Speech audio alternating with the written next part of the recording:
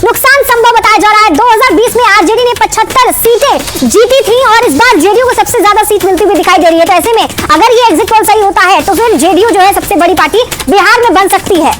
और वाकई और ये बड़ी खबर एक और आपको बता दें 2025 में और कांग्रेस को फायदा नुकसान नहीं, ये भी एक बहुत ही महत्वपूर्ण बात आ रही है निकलकर। कांग्रेस को किसी भी तरह का फायदा या नुकसान नहीं देखने को मिलेगा। 2020 में आरजेडी सबसे बड़ी पार्टी बनकर उभरी थी, सबसे ज्यादा विधायक आरजेडी के विधानसभा गए थे और इस बार बताया जा रहा है कि राष्ट्रीय जनता दल को नुकसान पहुंच सकता है। 60 सीटें मिलने का अनुमान जो है इस बार लग रहा है। 2025 के विधानसभा चुनाव में आरजेडी को 50 से 60 सीटें मिलती हुई दिखाई दे रही है, लेकिन जेडीयू को सबसे ज्यादा सीटें मिलती हुई दिखाई दे रही है। तो यानी कि आरजेडी को कहीं ना कहीं नुकसान हो रहा है, लेकिन फायदा अगर किसी को हो रहा है तो जेडीयू को मिलता हुआ दिखाई दे रहा है। वो भी भारतीय जनता पार्टी दूसरे नंबर पर थी, लेकिन यहाँ उन्होंने वोट चोरी का फिर से आरोप लगाया था अलग अलग प्रदेशों में। तो इससे पहले एसआईआर के ऊपर भी उन लोगों ने कुछ सवाल उठाए हुए थे। तो पूरे विषय को आप कैसे देखते हैं? देखिए, ये राहुल गांधी देश के नेता प्रतिपक्ष और तेजस्वी यादव बिहार के नेता प्रतिपक्ष, ये अप्पू और पप्पू की जोड़ी पूरी तरह से अपनी सोच और अपना अनुमान नहीं है। इन लोगों के पास एक टीम रहती है और वो टीम जो लिख करके देता है, जो विषय को उठाता है बिना परिणाम के, बिना इसका सत्यापित किए, वो लोग बोलते हैं। एसआईआर में कितना बड़ा आंदोलन खड़ा करने का प्रयास किया, पूरा बिहार का दौरा किया, एक भी जनता इनके पक्ष में नहीं खड़ा हुई। एसआईआर से बिहार की जनता खुश हुई कि घुसपैठिया जो मेरे विकास में भागीदारी करता है, मेरे चुनाव परिणाम को प्रभावित करता है, वो तो खुश हुआ और ये उत्साह वोट का उसी का परिणाम है। राहुल गांधी जी, आप संविधान को लेकर चलते हैं और संवैधानिक संस्था पर प्रश्न उठाते हैं, संवैधानिक संस्था का अपमान करते हैं, संवैधानिक पद पर बैठे व्यक्ति का बदनाम करते हैं। ये मानसिकता इनके पतन का और इनकी। और देखिए अब 243 सीटों के आंकड़े सामने आ चुके हैं जो हमने आपके सामने रख दिए हैं। इसमें देखिए एनडीए को 140 से 50 सीटें, महागठबंधन को 85 से 95, जन स्वराज की बात की जाए तो इनको 0 से लेकर 5 सीटें मिल सकती हैं, अदर के खाते में भी 8 से 10 सीटें जा सकती हैं। तो ऐसे में पहले चरण दूसरे चरण के जो आंकड़े हैं उन दोनों को मिलाकर जो एग्जिट पोल के आंकड़े हैं वो फाइनल आंकड़ा हमने आपके सामने रख दिया है। और एनडीए के लिए एग्जिट पोल के हिसाब से अच्छी खबर, इनकी सरकार बनती दिख रही है, 140 से 150 सीटें इनके खाते में जाती दिख रही है। महागठबंधन की अगर हम बात करें, देखिए महागठबंधन के लिए 85 से लेकर 95 सीटें, ये जनता का मूड है। ये एग्जिट पोल हम आपको बता रहे हैं, जो हमने सैंपल साइज रखा, लोगों तक हम पहुंचे, ग्राउंड पर हमारे रिपोर्टर एंकर जो 2 से 3 महीने तक लगातार जनता के बीच रहे, जो कुछ उन्होंने समझा जाना, उसके हिसाब से हमने ये एग्जिट पोल तैयार किया है। और इसके आंकड़े ये कह रहे हैं कि जन स्वराज को 0 से लेकर 5 सीटें मिल सकती हैं, अदर्स के खाते में 5 से 10 सीटें जा सकती हैं, महागठबंधन को 85 से 95, और सबसे बड़ी जो तस्वीर है वो एनडीए की बनती हुई दिख रही है, 140 से 150 का आंकड़ा है। सुबह एग्जैक्ट नहीं, एग्जैक्ट आपको 14 नवंबर को पता चलेगा कि बिहार की जनता ने किसे स्वीकार कर लिया है और किसे अस्वीकार किया है।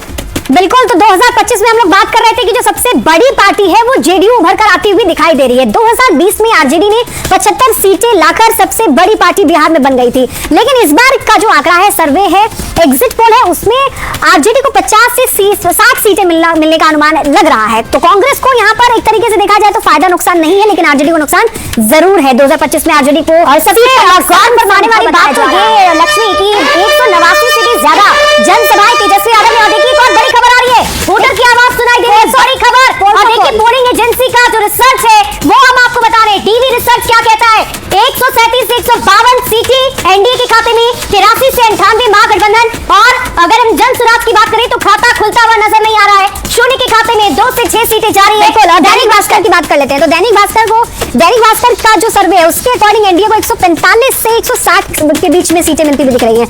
वहीं महागठबंधन को 73 से 91 सीटें देता हुआ ये दिखाई दे रहा है। जन स्वराज का यहाँ पर भी खाता खुला हुआ नहीं दिख रहा है और अदर्स को भी नहीं दिया, यानी कि मुख्य तौर पर दैनिक भास्कर के अकॉर्डिंग महागठबंधन और एनडीए के बीच में सीधा मुकाबला है। चाणक्य का भी है सुबह वाकई, और चाणक्य के जो आंकड़े हैं वो हम अपने दर्शकों को बता दें, 130 से 138, 100 से 107, यहाँ पर महागठबंधन को सबसे ज्यादा बढ़त देती हुई नजर आ रही है। जो ऊपर के आपने आंकड़े देखे, दो पोलिंग एजेंसी भास्कर और डीवी रिसर्च, उसमें भले ही महागठबंधन को कम सीटें दी गई, लेकिन चाणक्य ये कह रहे हैं कि 100 से लेकर 107 सीटें चाणक्य एजेंसी कह रही है, और ये भी जन स्वराज का खाता नहीं खुलता नजर आ रहा है। और यहाँ पर 3 से 5 अदर्स के खाते में जाती हुई सीटें नजर आ रही है। और देखिए पीपल्स पल्स के आंकड़े क्या कह रहे हैं वो भी हम आपको बताते हैं। पीपल पल्स के आंकड़े जो है वो 133 से 159, 75 से 101 और शून्य का जो आंकड़ा है वो हम आपको बता रहे हैं। जन स्वराज का लगातार बरकरार है। सिर्फ और सिर्फ पी मार्क जो है वो 1 से 4 सीटें बता रहा है। न्यूज 18 क्या कह रहा है? न्यूज 18 के आंकड़े आपको बता दें, 140 से 150 सीटें एनडीए के खाते में, 85 से 95 महागठबंधन और जन स्वराज, यानी कि त्रिकोणीय मुकाबला जिसने बना दिया प्रशांत किशोर की पार्टी 0 से 5 के बीच रह सकती है।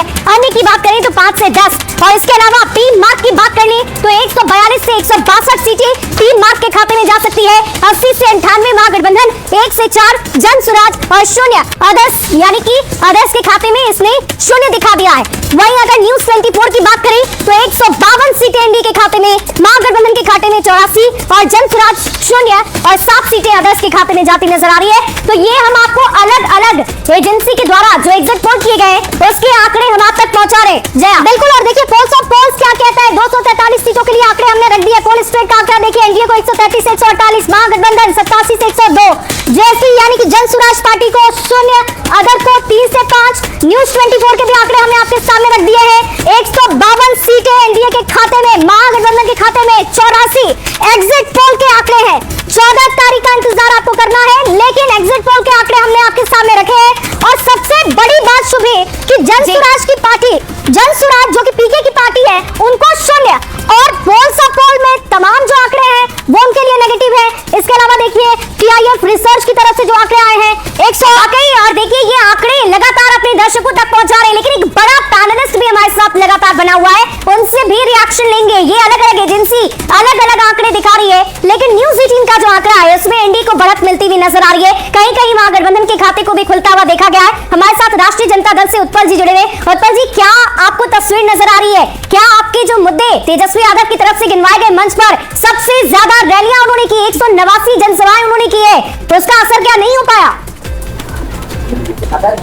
नहीं, देखिए जो तस्वीर अपने टीवी पे आप दिखाएंगे हमें तो वही दिख रहा है, लेकिन जमीन पर बिल्कुल अलग है ये बात। एग्जिट पोल देखिएगा पिछले कुछ वर्षों से हमेशा बिफर जाता है एग्जिट पोल जब आता है तो। और मैं आपको बता देना चाहता हूं कि महज 65 घंटा के लिए ये 65 घंटा तक चलेगा। 65 घंटा के बाद बिहार में तस्वीर बिल्कुल बदली हुई नजर आएगी। एक नई सरकार आने वाली है बिहार में, और जो सरकार आने वाली है वो बिहार की जनता का मूड ऐसा है। बिहार की जनता जो है ना, ये थकी हारी सरकार से पूरी तरह म्याज बना चुकी थी कि हमें ये सरकार नहीं चाहिए। दूसरी तरफ जो बिहार के नौजवान थे, महिला सुरक्षा है, और मैं बार बार कहता हूं पलायन, रोजगार, ये तमाम मुद्दा जो हमारे गठबंधन की तरफ से उठाया गया, विशेष तौर पे तेजस्वी जी की तरफ से उठाया गया। और देखेंगे आपके केंद्रीय नेता, प्रधानमंत्री और तमाम लोग आए, वो कहीं कोई मुद्दा की बात नहीं कर पा रहे थे। इस स्थिति में बिहार के लोगों ने जो मूड बनाया है वो आपको 65 घंटा बाद पूरी तरह स्पष्ट हो जाएगा। बार-बार यही कह रहे हैं कि विकास पर वोट हुआ है, हमने विकास किया है, हमने तब्दीली लाई है, बिहार में विकास नजर आ रहा है, ऐसा कह रहे हैं जया। लेकिन आप देखेंगे जो अभिरंजन जी से बात कर लेते हैं, पत्रकारों का अनुभव क्या कहता है वो भी जानते हैं। ये जो आंकड़े अभिरंजन जी हम दिखा रहे हैं, पोल्स ऑफ पोल्स के आंकड़े हो 243 सीटों के लिए, या जो हमारा आंकड़ा है, ये क्या लग रहा है? क्या इसी तरीके का ईवीएम जब खुलेगा, नतीजे जब सामने आएंगे, आंकड़े आएंगे, तो इसी तरीके के ये आंकड़े रहेंगे? अब देखिए, जब सारे आंकड़े एक ही दिशा में जा रहे हो तब हम लोगों को भी मानना पड़ता है कि उसके सही होने की गुंजाइश बढ़ जाती है। अगर कॉन्ट्राडिक्टरी दिखता तो हम लोग कहते कि हाँ भाई कुछ कॉन्ट्राडिक्टरी है, कुछ कन्फ्लिक्ट है, हो सकता है परिणाम कुछ अलग होगा। लेकिन जब सारे के सारे एक ही डायरेक्शन में जा रहे हैं तो प्रोबेबिलिटी तो बढ़ जाती है। लेकिन जैसा कि आप भी बता रही हैं और हम भी समझते हैं, हम भी कहना चाहते हैं कि असली रिजल्ट तो 14 को ही पता चलेगा। मैं 2-3 चीजें देखिए बताना चाहता हूँ। एक तो मैं ये कहना चाहता हूँ कि अगर जनसुराज के बारे में इस तरीके का रिजल्ट लोग बता रहे हैं और सारे के सारे उनको 0 सीट लगभग दे रहे हैं, तो ये बहुत बड़ा डिजास्टर होने वाला है जनसुराज के लिए, क्योंकि कम से कम 1000 करोड़ रुपए का उनका इन्वेस्टमेंट इस चुनाव में है। हो सकता है कि मेरे अनुमान से ज्यादा हो, मैं बहुत कंजर्वेटिव फिगर दे रहा हूं आपको। उनके कार्यकर्ताओं और अन्य नेताओं के खर्चे वगैरह जोड़ लें तो हो सकता है वो 5000 करोड़ रुपए हो। और अगर इतना ज्यादा इन्वेस्टमेंट करके अगर एक विधायक बिहार में या 2 विधायक न जितवा पाए तो ये मुझे लगता है कि बहुत बड़ा डैमेज होगा। और इसमें कोई भी अभिरंजन जी, बड़ा डिजास्टर हो सकता है, इसकी चर्चा हम बार बार कर रहे थे और आगे भी आपसे चर्चा करेंगे। परसेंटेज भी पता होना चाहिए कि कोई सर्वे में ये भी बताए कि आखिर इनको वोट परसेंटेज कितने, सीटें नहीं मिल रही है तो चलो एक बात है, लेकिन क्या इनको वोट अभिनंदन परसेंटेज जी, भी बहुत सारी बातें जिस पर हम चर्चा करेंगे, और राजनीतिक दल हर तरीके से कोशिश करता है, लेकिन जनता का मूड क्या है, उनका मिजाज क्या है, ये तो बूथों पर जाकर पता चलता है, और ईवीएम का जब पिटारा खुलेगा तब पता चलेगा। लेकिन फिलहाल तो खुशी की बात मनीष जी के लिए, जेडीयू सबसे बड़ी पार्टी हो सकती है, ये हमारी एग्जिट पोल के आंकड़े बता रहे हैं कि आपको सबसे ज्यादा सीटें दी जा सकती है, सबसे ज्यादा आपके विधायक आ सकते हैं। ये तो बहुत खुशी की बात होगी मनीष जी आपके लिए।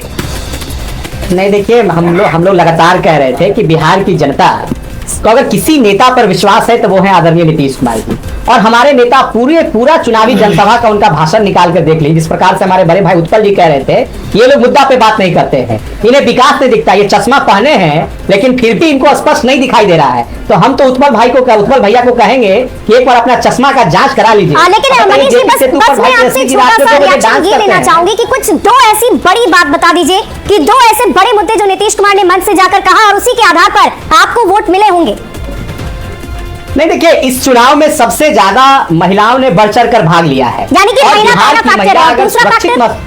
बिल्कुल बिहार के युवा छात्र, जिस प्रकार से बिहार में शिक्षा व्यवस्था 2005 तक ध्वस्त हो गया था, नीतीश कुमार जी ने बिहार में हर पंचायत में स्कूल खोला, लड़कियों को स्कूल जाने के लिए साइकिल दिया, भोजन दिया, वस्त्र दिया, स्कॉलरशिप दिया और स्टूडेंट क्रेडिट कार्ड दिया। ठीक है। किसी कोने में मैं लौटी हूं आपके पास, लौटी हूं आपके लिए, ये अच्छी खबर है एग्जिट पोल के हिसाब से, लेकिन जो तमाम आंकड़े आ रहे हैं वो भी हम अपने दर्शकों के सामने रखने जा रहे हैं। ये देखिए 243 सीटों के लिए जो फिगर है, एग्जिट पोल जो कह रहा है वो आंकड़ा है, और इसके मुताबिक एनडीए को 140 से 150, महागठबंधन 85 से 95, पीके के लिए अच्छी खबर नहीं है, 0 से लेकर 5 सीटें और अदर्स के लिए 5 से 10, कुछ इस तरीके के आंकड़े एग्जिट पोल बता रहे हैं। लेकिन लगातार हम आपसे कह रहे हैं कि 14 तारीख का इंतजार करना होगा, लेकिन पोल्स ऑफ पोल्स हमारे आंकड़े एनडीए के पक्ष में बहुमत देते हुए दिख रहे हैं सुबह, वाकई, और लगातार अलग अलग तरीके से हम आपको दिखा रहे हैं। देखिए, हम जीतनराम मांझी की पार्टी की बात कर ली 0 से 5, चिराग पासवान की पार्टी 10 से 15, उपेंद्र कुशवाहा की पार्टी 0 से 5, और इधर जेडीयू की बात करें तो 60 से 70,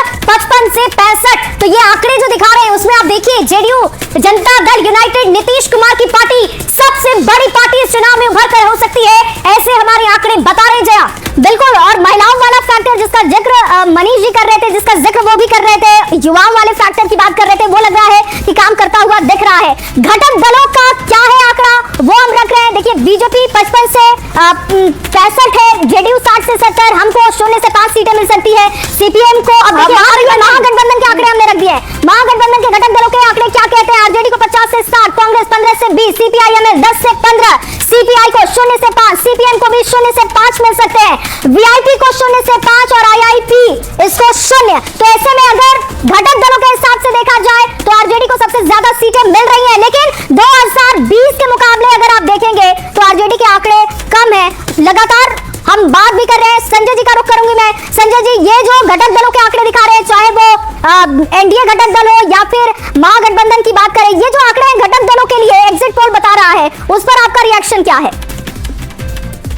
नहीं देखिए, गठबंधन दोनों है, दोनों के घटक दल जो हैं वो उनकी कमजोर कड़ियां हैं, चाहे वो एलजेपीआर हो, चूंकि वो लोकसभा में स्ट्राइक रेट की बात कर रहे थे, तो अगर 29 सीटें उनको मिली है और अगर वो 10 भी जीत जाते हैं, हालांकि इसको मैं एग्जैक्ट नहीं मानता हूं, तो मैं मानता हूं चूंकि हम लोग भी जमीन पर चीजों को सेंस करते हैं कि वो उनकी कितनी सीटें आ रही है। जहां तक ये जो उनके साथ हम है, हम का एक जो आंकड़ा है उसको लेकर के भी है, और उनके साथ जो आरएलएम है जो 6 सीटों पर लड़ रहे हैं, 1 सीट दिखा रहे हैं, तो घटक दलों में एनडीए में भी घटक दल उनकी कमजोर कड़ी है।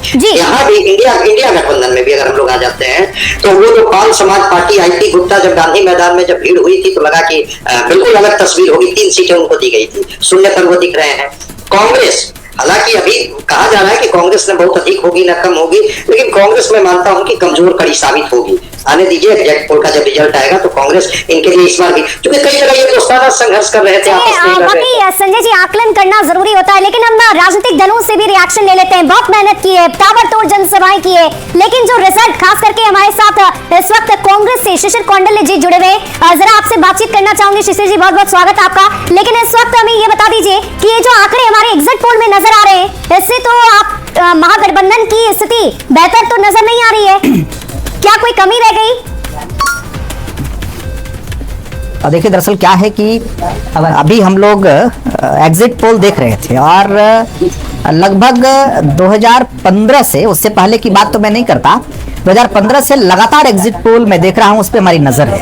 और आपको भी शायद पता होगा कि 2015 का एग्जिट पोल फेल किया, 2019 का एग्जिट पोल फेल किया, 2024 का एग्जिट पोल फेल किया। लेकिन और इस बार यहाँ पर मैं आपको बताऊं कि जो आपका एग्जिट पोल है, एग्जिट पोल दिखाता है वो सत्य ही साबित होता है। पिछली दफा भी महागठबंधन की सरकार बनते हुए हर न्यूज चैनल पर दिखाया गया था, लेकिन न्यूज 18 ने एनडीए की सरकार बनते दिखाया था और वही रिजल्ट भी साबित हुआ था। सर देखिए, दरअसल क्या है कि कौन से ज्योतिष प्रेडिक्शन करते हैं वो मुझे नहीं पता, कहां से बूथ पे बानगी निकालते हैं ये भी हमें नहीं पता, लेकिन मैं इतना बता दूं आपको, और मैं कॉन्फिडेंटली बता रहा हूं, आज भी मैं वोट देकर के आ रहा हूं अपने क्षेत्र से, और जनता इस बार बदलाव के मूड में है। जनता चाहती है कि ये जो ये संयम अच्छा है और इंतजार बहुत अच्छा होता है, इंतजार अच्छा होता है। बेसिकली वो और जब आपके पक्ष में बात बन जाए तो बेहतर कुछ नहीं। 14 तारीख का इंतजार कर लेते हैं। नहीं, प्रोड्यूसर अरविंद जी हमारे साथ जुड़े हैं। सुनिए ना, आपने जब सवाल किया, मैं लौटती हूँ क्योंकि अरविंद जी भी अभी जुड़े हैं। आप जब सवाल करेंगे तो उसका जवाब भी तो लेना चाहिए आपको। अच्छी खबर है तो उनसे बात करना भी बहुत जरूरी है। अरविंद जी, क्योंकि मनीष जी तो लगातार बता रहे कि कौन से बड़े फैक्टर हैं जो आप लोगों के पक्ष में जा रहे हैं, उन्होंने काम किया होगा और ये आंकड़े इस तरीके के दिख रहे हैं। आपका क्या मानना है, क्योंकि अब जो ओवरऑल आंकड़ा है ये कह रहा है कि जेडीयू सबसे बड़ी पार्टी बनकर उभर रही है, कौन से वो बड़े फैक्टर हैं जो काम कर गए?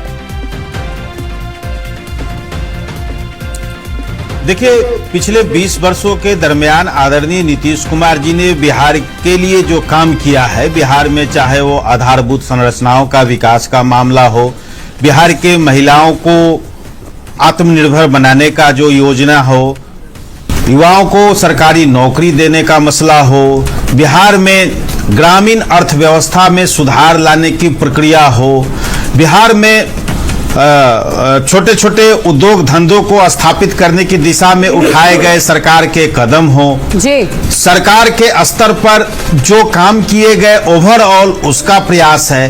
कुल मिलाकर के यह कहा जा सकता है कि आदरणीय नीतीश कुमार जी ने जो बड़ी खबर आ रही है, बड़ी खबर क्या है दर्शकों को बता दी, बड़ी जानकारी इस वक्त की अपने दर्शकों को देंगे।